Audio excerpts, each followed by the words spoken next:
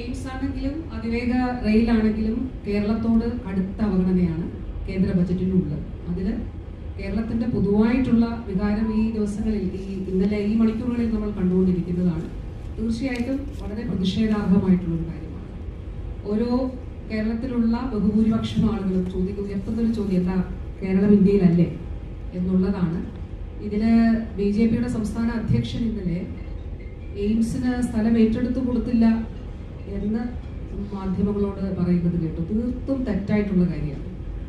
അതിൽ ഏറ്റവും പ്രധാനപ്പെട്ട കാര്യം കിനാലൂരിൽ 150 ഏക്കർ വ്യവസായ വകുപ്പിന്റെ സ്ഥലമാണ്. വ്യവസായ വകുപ്പിന്റെ സ്ഥലം ബഹുമാനപ്പെട്ട മുഖ്യമന്ത്രി, അതുപോലെ ഞങ്ങൾ വ്യവസായ വകുപ്പ് മന്ത്രി, റവന്യൂ വകുപ്പ് മന്ത്രി, ഞങ്ങൾ എല്ലാവരും ചേർന്നുകൊണ്ട് 2021-22 തന്നെ, കാരണം കേന്ദ്രം പറഞ്ഞു ഒരു സ്പെസിഫിക് ആയിട്ട് ഒരു സ്ഥലം നിങ്ങൾ കാണിക്കണം, 200 ഏക്കർ സ്ഥലം, അതിൽ ഇന്ന ഒരു സ്ഥലം അത് കാണിക്കണം, അതിൽ വൈദ്യുതിയും വെള്ളവും ഒക്കെ ലഭിക്കത്തക്ക നിലയിലുള്ള സ്ഥലമായിരിക്കും.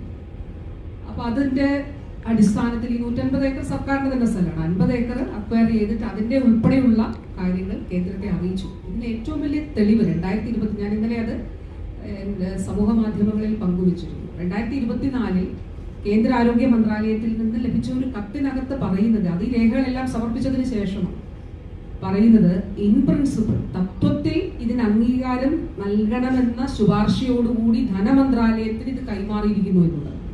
അത് മാത്രമല്ല, അടുത്ത ഇതിൽ പറയുന്നത് അടുത്ത പ്രഖ്യാപനത്തിൽ കേരളത്തിന്റെ ഈ ഒരു ആവശ്യം എയിംസ് എന്നുള്ളത് ഉൾപ്പെടുത്തും എന്നുള്ളതാണ് പറഞ്ഞിരിക്കുന്നത്. അപ്പൊ തീർത്തും തെറ്റായിട്ടുള്ള കാര്യമാണ് പറയുന്നത്. കേരളം സ്ഥലം കൊടുത്തില്ല എന്നുള്ളത് തെറ്റായിട്ടുള്ള കാര്യമാണ്. ഇത് കേരളത്തിന് തരരുത് എന്നുള്ള നിലപാടാണ്. അതാണ് ഇതിൽ നിന്ന് വ്യക്തമാകുന്നത്.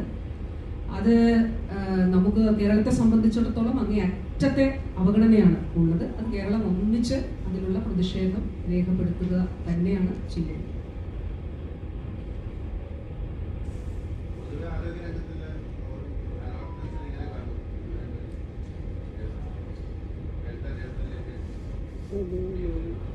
ഇപ്പോ നമുക്ക് ഏറ്റവും അവസാനം NHM-ഉമായിട്ട് ബന്ധപ്പെട്ടിട്ടുള്ള ബജറ്റിന് തൊട്ട് മുൻപ് നമ്മൾ നേരിട്ട ഒരു പ്രശ്നം, NHM-ന്റെ വിഹിതം, കേന്ദ്ര വിഹിതങ്ങൾ അതിൽ കുറവുണ്ടാകുന്നു എന്നുള്ളതായിരുന്നു.